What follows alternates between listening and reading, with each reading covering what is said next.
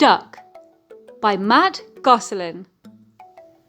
Champlain was a small and beautiful town, surrounded by green mountains and a long lake. Ring, ring! School was out for the day.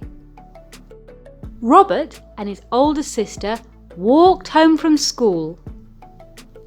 Suddenly, Robert's foot became stuck in the sidewalk.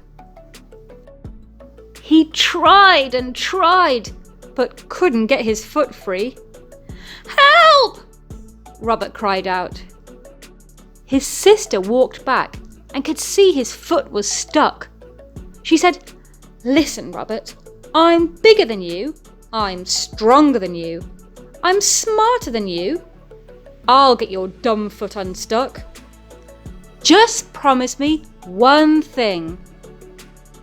"Don't get scared," she said. Robert looked at his big sister and said, "I'm not scared." His sister grabbed his foot and pulled and yanked.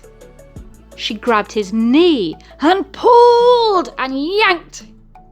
She grabbed his leg and she pulled and yanked. But she couldn't free his foot. "Robert, I can't get your dumb foot unstuck. We'll figure out something. Just promise me one thing." Robert looked down at his foot and asked, "What?" "Just don't get scared," she said. Just then, a big kid who lived near Robert and his sister was walking toward them. He was in the 8th grade. "Why aren't you home?" the big kid asked. "Your mom is looking for you two." Robert explained that his foot was stuck. The big kid puffed out his chest and said, "Listen, Robert, I'm bigger than you, bigger than your sister, stronger than you, stronger than your sister, smarter than you, and smarter than your sister. I will get your foot unstuck. Just promise me one thing," he said. "Don't get scared." Robert was a little more nervous now, but looked up at him and said, "I'm not scared." The big kid said, "Here's what we'll do. I've got some bubble gum in my pocket, and I heard it's supposed to get very windy today. You'll blow a bubble with this gum. When it's windy, it will blow the bubble and pull your foot free." Well, Robert thought that was kind of crazy, but he said, "Okay." So they began. The big kid gave Robert the first piece of gum. Robert put it in his mouth and started to chew.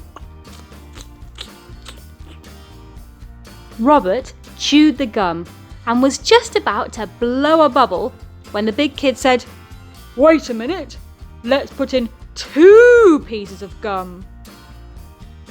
Robert looked up and asked, "Really?" But the big kid put the second piece of gum into Robert's mouth. Robert chewed and chewed and was about to blow a bubble when the big kid stopped him. "Wait a minute, let's put in 3 pieces of gum." Robert said, with a string of spit falling out of one side of his mouth. The big kid put the 3rd piece of gum into Robert's mouth.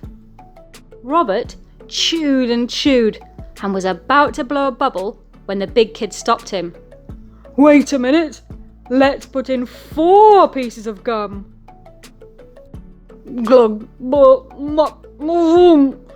Robert said in a deep voice, with gobs of gunk slobbering out of his mouth. The big kid put in the 4th piece of bubble gum and said, "Wait, let's put in 5 pieces of gum."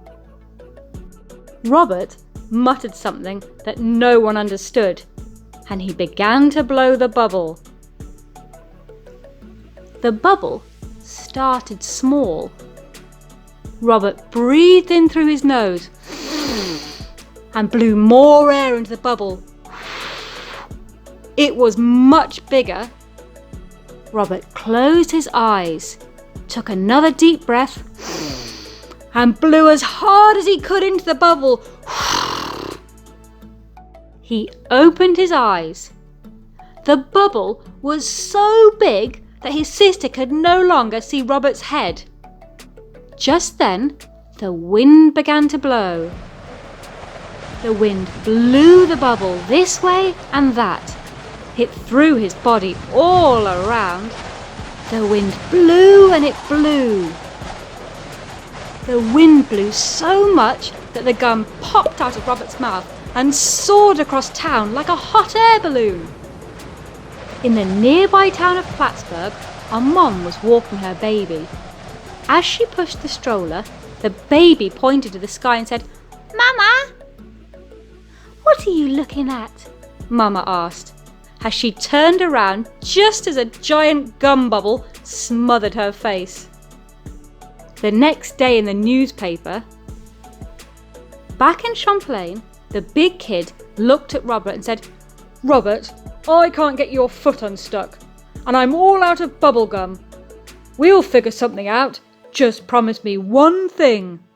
Don't get scared." Just then, Mac, the tow truck driver, drove by and said, "Why aren't you home? Your mum is looking for you." Robert explained that he would like to get home, but his foot was stuck. Mac got out of his truck. "Robert, I'm bigger than you, bigger than your sister, bigger than this big kid here. I'm stronger than all of you and smarter than all of you. I'll get you unstuck. Plus, I have old Betsy the tow truck here. Betsy and I will get your foot unstuck. Just promise me one thing. Don't get scared," Max said. And Robert said quietly, "I'm not scared." Mac connected Robert's belt up to the tow truck with a cable and hook. He got in, put the truck in low gear, drove forward and started lifting the hook with the cable. Dirt and sand was thrown into Robert's face, and the truck was working as hard as it could. The cable stretched, and steam was rising from the truck's engine. Robert's foot was still stuck. Finally, Matt got out and looked at the big kid. The big kid looked at him and at the big sister. The big sister looked at Robert. They leaned into Robert and said, "Robert, we think it's time you get scared." And Robert got scared. Maybe Robert would never get unstuck. Robert got scared. He felt his little hands and arms and legs get real stiff, and he felt his whole body get stiff. Tears began to flood his eyes. He felt his arms start waving in the air, and he started to yell out as loud as he could. "Ah!" Then he felt his feet stomping up and down. As he felt his feet stomping up and down, he realised he wasn't stuck anymore.